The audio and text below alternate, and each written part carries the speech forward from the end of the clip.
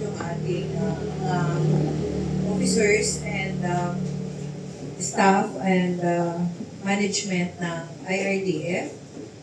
So nandito sa board members, nandito si Professor Ted Mendoza. Kanina, umalis lang saglit si Dean Rene Ofreneo, ang ating presidente. Si Sir J. Laksamana. Nandito rin ang ating mga staff mula sa National Admin. Nandito si Pinky, si Charmin. Mula sa Sorsogon, nandito yung ating senior supervising CDF ng Ilusin Sorsogon, ng Sorsogon team, si Miss Mary Jane Misita, si Emil Rayon Danga, nandito sila yung nagpo-compose na regeneration and carbon credit team ng IRDF. So, kasama niya si Sir J. Laksamana. Nandito rin si Marlon Baisa. At nandito sa ating Zoom at online participants. Gusto kong i-recognize si Liza ng PKK. At pwede palitan nyo yung name ninyo na hindi ng inyong phone, kundi ng inyong mga pangalan at organization. Para ma-recognize mo kayo. Nandito rin yung IRDF Sorsogon at yung team ng mga agro-eco practitioners ng Ilusin at Ilusin Sorsogon. Ayan, nandyan sila sa Balaypili. Nandyan din si Mr. Flex Buwisan, siya yung ating ARISE officers, ARISE coordinator na Sultan Kudarat. At nandito si Mr. Eleanor Bigata, siya yung bagong presidente ng Kawayan Irrigators Co-op. Tama ba ako, Eleanor? Yung grupo ng source ng IRDF Mindanao, nandito yung ating project coordinator, si Mr. Rolet De Leon, si Marcelo Reyes, at Demo Center team, nandyan sila ngayon, Ibon. Si Sid, ang ating monitoring and evaluation specialist, nandito rin. Okay, yung iba, hindi ko makita. Pangalan nila. Kasi ang nakalagay ay mga si Michael Brizuela at ang mga officers ng Busay Agro-Eco Association, nandiyan din. Good morning sa inyo. Si Mr. Edwin Pabilonia, yung ating project manager ng Coconut Livelihood Resilience Project sa Mindanao at ang kanyang team nandiyan. So good morning at maraming salamat sa pagpa-unlock sa aming invitation para dito sa annual memorial lecture or forum na ginagawa namin ang sinabi na ni Pipito tuwing ito yung pagko-commemorate, pag-aalala ng pagkamatay ng senior political advisor ng IRDF, mentor ng IRDF, simula pa noong 1990s. At namatay siya nitong 2021, so almost 2021, 5 years na ang nakalilipas. At siguro yung 5 years na yun, isang yugto na naman yun na dapat natin tingnan. So, napapanahon, bilang pag-alala namin sa commitment ni Frank Pascual, yung commitment niya na iahon sa pagsasamantala at kahirapan turing magsasaka, ay nilulunsad namin itong pag-aaral, pag-aanalisa ng ating sektor sa agrikultura.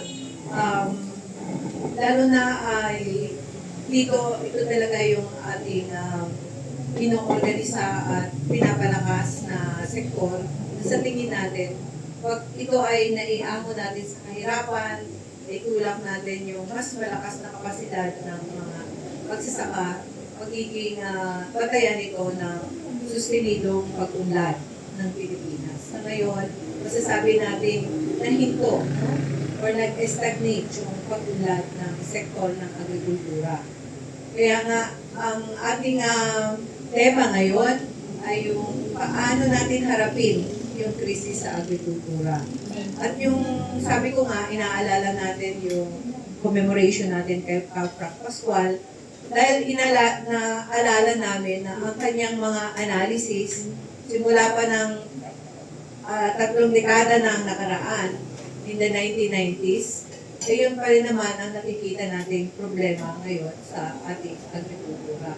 At ngayon, tatanungin natin yung ating mga sarili, kaya pa ba nating mabago? Kaya pa ba nating mahinto itong stagnation na nangyayari? Kaya pa bang maiahon ang agrikultura? May lakas pa ba tayo? So, titingnan natin paano nagkaroon ng ganitong malalim na krisis. Ano yung mga kondisyon? Bakit kahit man paghihirapan ng mga magsasaka ang kanilang pagtatanim, ganun pa nun, sa huli, sa pag-aani, walang natitira, walang kinikita. Kung kaya sinasabi nga natin, isa pa rin sa pinakamahirap na sektor, ang sektor ng mga magsasaka, mga mangingisda at mga sektor na nakadepende sa agrikultura at mga kabuhayan na sa kanayunan. So ngayon, ilalagay natin yung ating mga sarili sa mode muna ng pag-aaral, pagpapalalim ng mga pag-unawa natin upang sa huli ay makita natin ang liwanag, makita natin na baka naman may pag-asa pa, ano ba pwede natin gawin? Ano ba ang kailangan, ano yung hakbang na makikita natin ay mayroong impact, magkakaroon ng pagbabago. Nakikita naman natin yan, may mga pailan-ilang seeds of hope or mapagkukuhanan natin ng pag-asa. Nararanasan natin yon, ginagawa natin yon, at doon tayo lumalagay.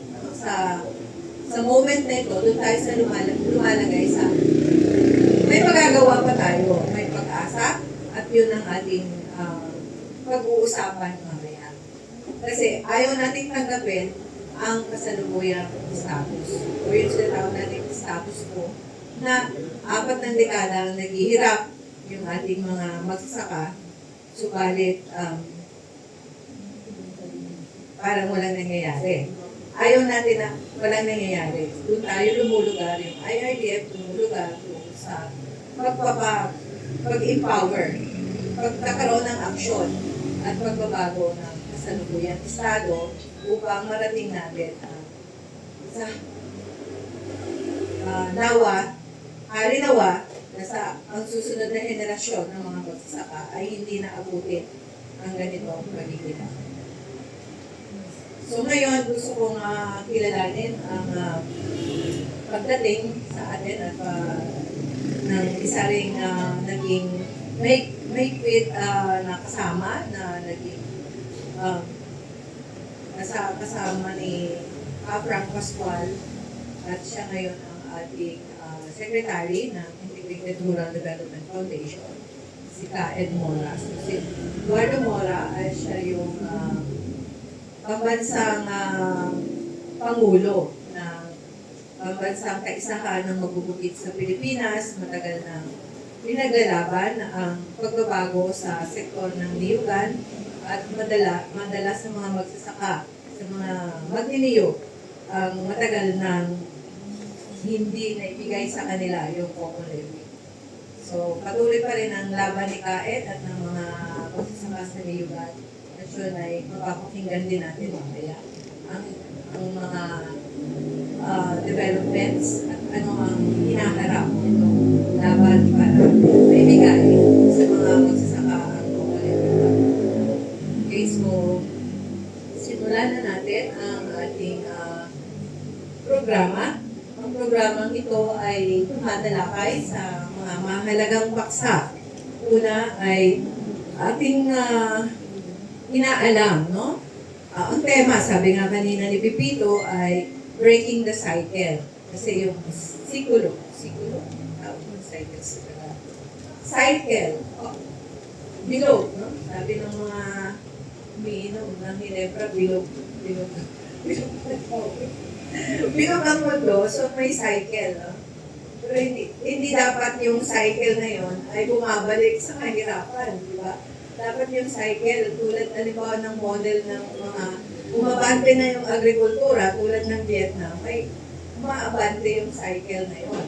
Nagkakaroon ng pagbabago, nagkakaroon ng pag-unlad ang kanayunan. So, ang gusto nating ma-break ngayon, yung cycle na magtatanim yung magsasaka, mangungutang, pagtatapos ng pag-aani, magdadala siya sa mga traders, at yung mga traders ay depresyon ng mababa, pag-uwi ng magsasaka, wala nang dala, kundi anong tawag mo doon kahit sako na lang. So, yung cycle na yung gusto natin mabago. So, breaking the cycle, ano yung mga kailangang pagbabago sa istruktura or structural reforms, paano natin gawing kumangot agad yung agrikultura kung tinamaan ito ng mga climate-related weather events or klima, climate resilience, at yung social justice, paano natin makamit yung justisya. Sabi nga natin, bakit naman ang magsasaka ang nag-ipon ng tax ng Coco Levy, pero ngayon ang nanginginabang ay mga korporasyon. At sa mga palad, mga government agencies, hindi naman napupunta. So, asa ng hustisya. So, yun yung gusto natin talakayin. Paano? Sa kolektibo nating pag-analyze, mag-isip, makukuha natin itong mga nasabi natin, reforma, justisya, at climate resilience. So, nandito yung ating mga dalubhasa na sa topic na ito. Maswerte tayo at kasama natin sa board ang isang national scientist, si Professor Ted Mendoza, at siya rin ating consultant dito sa ating proyekto ng pagpapalaganap ng agroekolohiya o paggamit ng mga prinsipyo sa ekolohiya sa pagsasaka. At matagal na rin siyang advocate ng sustainable and organic agriculture. Nandito rin si Kain Mora. Sabi ko nga, ipapaliwanag din niya itong pakikilaban, no? Para sa pagbabalik ng popularity. Nandito si J-Lac Samana in terms of climate resilience. So kasama namin siya ngayon sa IRDF para tingnan pa paano yung mga niyugan na transforma maging lumikha ng kita, hindi lang mula sa niyog, kundi sa mga ibang pananim na may tatanim siya, na tawag natin climate resilience, but at the same time, paano rin magbenepisyo sa tinatawag natin ngayon na pagpapahalaga sa carbon.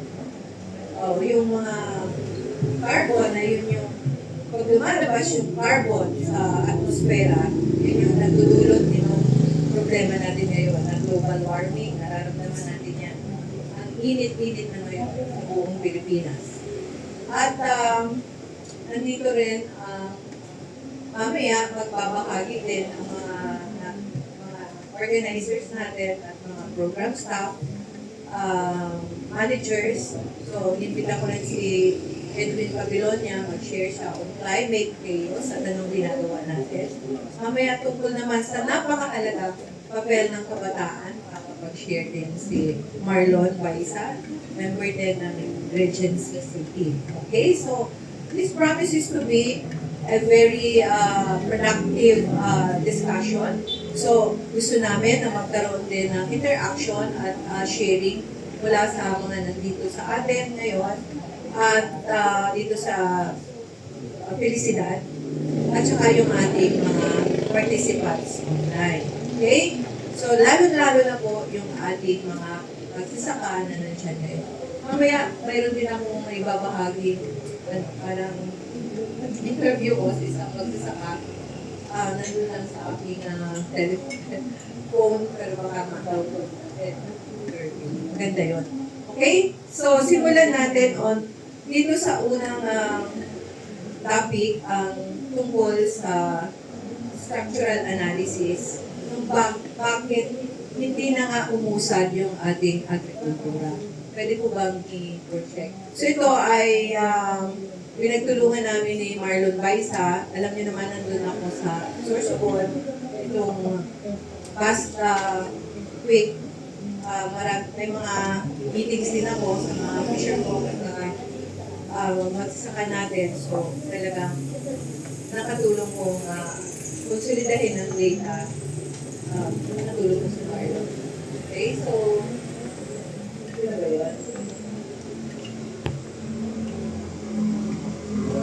Hindi yan na yan. Yan po ba? Hindi. Yung galing sa Email?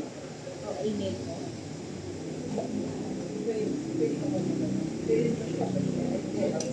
I-share ko dun sa ano.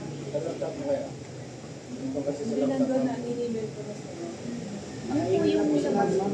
Arce. Yung po yung inuha ko. Dalawa yan eh. Yung po ba sa revise? Yung revise po ba yung ano? Dalawa po kasi yung email mo sa akin. Na 4 decades. Yan. Po ba yan? Download ko lang.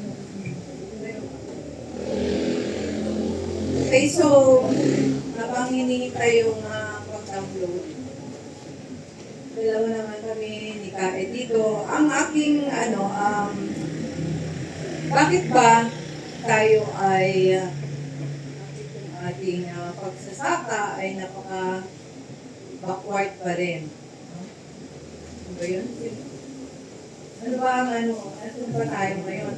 2026. Nagsimula yung Green Revolution mga 1970s. So, 1970s to 1980s, yan.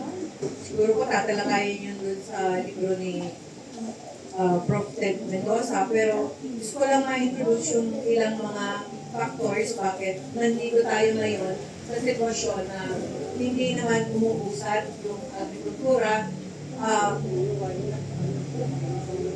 Malalim yung pagkautang ng ating mga magsasaka at yung nabanggit niya sa akin ng isang leader magsasaka natin na ito yung sitwasyon.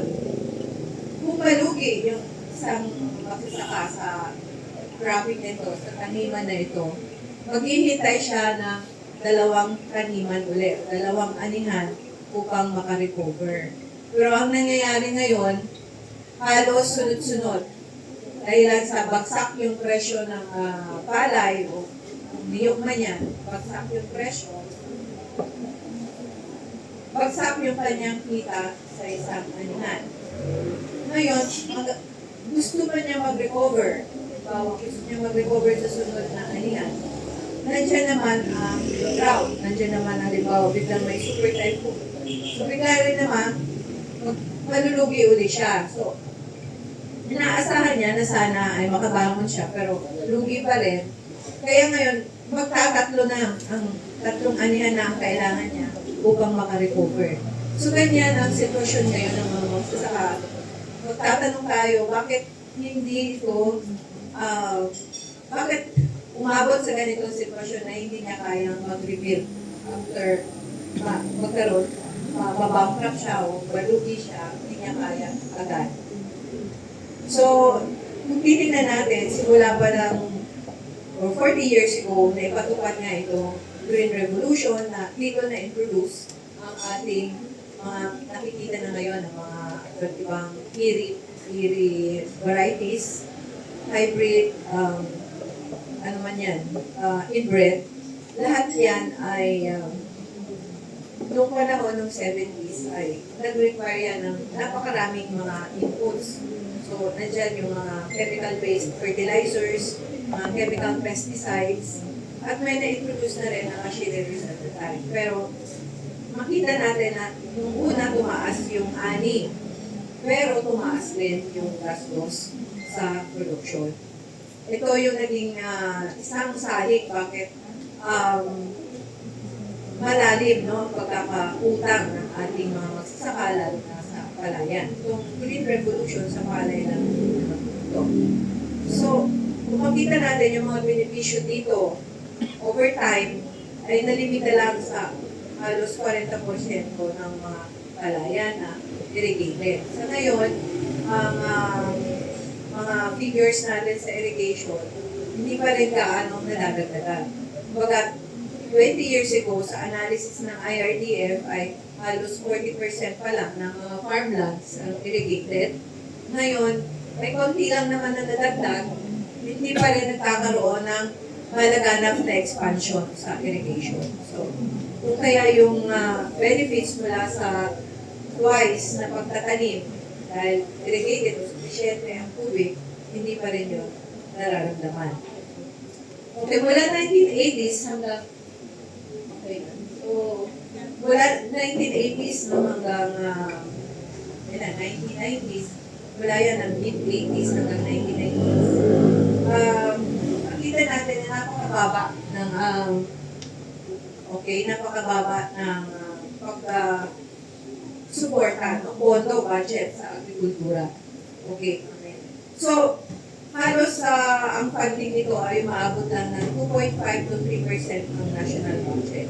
Samantala, ang rekomendado ng FAO, Food and Agriculture Organization, ay 10%. So, saan naka-focus ang gobyerno noong 1990s? Yung pagbubukas ng merkado o ng liberalization ng tawag doon. Pagbubukas ng merkado sa agrikultura na sa mga imported na mga agricultural products. Mainly mula sa US, sa European Union. So makita natin na pinapitaan ng pagtanggal mula under the Aquino administration, naging aggressive yung pagtanggal ng mga taripa o tax, quantitative restrictions ang iba, upang maging bukas yung ating merkado sa mga imported na mga produkto tulad na yan, mga gulay, wheat, at maraming mga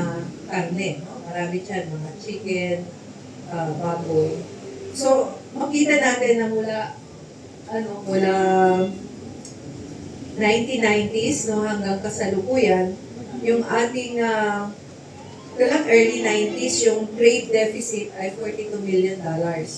Ngayon ay 2025, umaabot na ang trade deficit, ibig sabihin nyo, mas marami talaga import natin kaysa export, umaabot na ng $11 billion.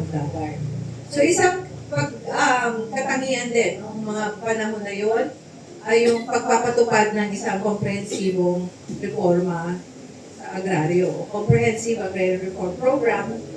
Malaki ang covered nito, nasa 10 million hectares originally, halos mga 8 million hectares nito ay mga public land, so DNR. So, more or less, ang pinover ng DAR ng mga private agricultural land ay around 4.8 million. 3 million hectares niyan ay mga contested land ng mga private estates. O, alam naman natin na ang CARB ay hindi sa ngayon, 4 decades ang pagpapatupad niyan, hindi kompleto, hindi even ang pagpatupad at malalaking estates ay nandyan pa rin. Hindi pa rin na ipamahagi dahil sa maraming mga yan na yung leaseback agreement, yung mga corporate shares, at kung ano pa. Kasama na yung mga ginawang land conversion ng mga LGUs. So na-convert yung may malalaking land holdings, hindi na agricultural, kundi commercial or real estate na hindi na rin na-cover ng land reform program. Sa ngayon, may 1.4 million doon sa distributed ng DAR na under collective CLOA. So, hindi pa rin tapos, no? 40 years, almost 40 years, 38 or 37 years na, hindi pa rin tapos yung pamimigay ng instrumento ng pagmamayari ng lupa.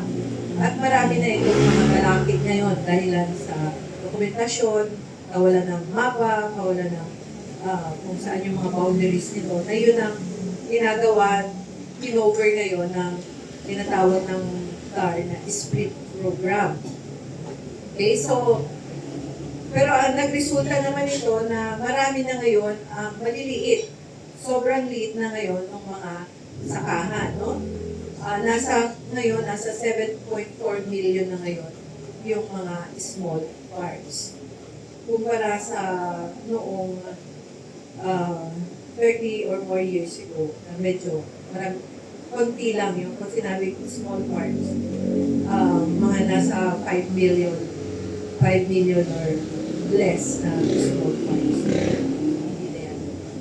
Basta na. So, okay, ano na. Next. Okay.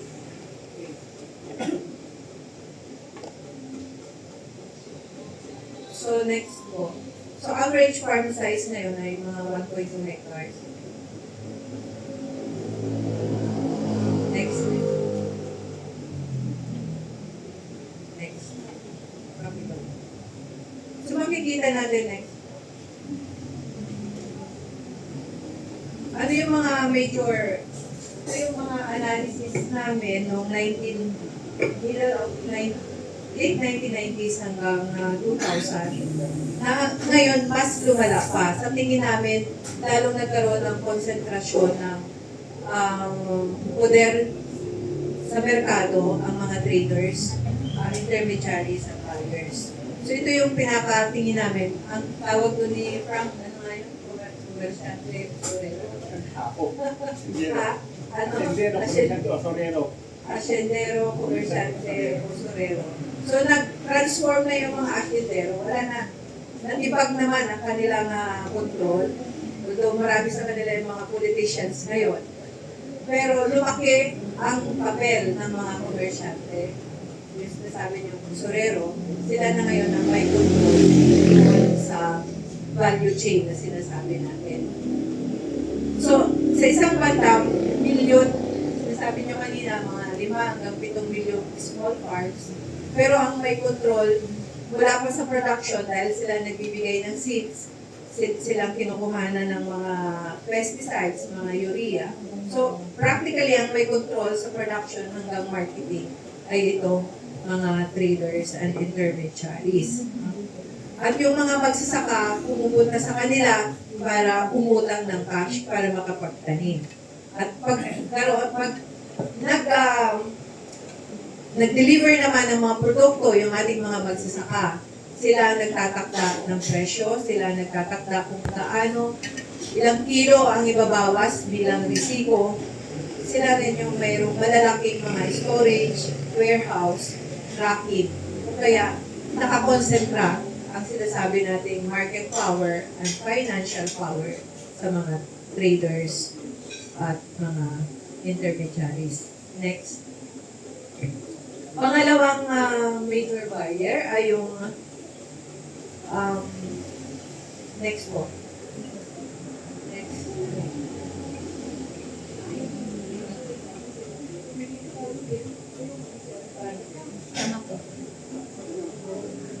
Okay, yung sabi ko na ito, yung tungkol doon sa land concentration, dahil lang nga sa hindi naman nag-break ng land reform, yung pagmamayari ng lupa sa Pilipinas. Pangatlo. Next. Market liberalization and trade exposure. Binanggit ko na rin to dahil sa mga commitment natin sa WTO, dahil sa rice certification law, dahil sa mga free trade agreements na pinasok ng Pilipinas. Lahat yun nagtulong-tulong upang mawala ng support, yung kulang domestic support. Kaya nga pag pumasok ngayon, dahil sa mga commitment natin sa WTO and free trade agreements, pumapasok ngayon ang maraming bulto ng mga manok. So may panahon na biglang bumagsak ang presyo ng manok.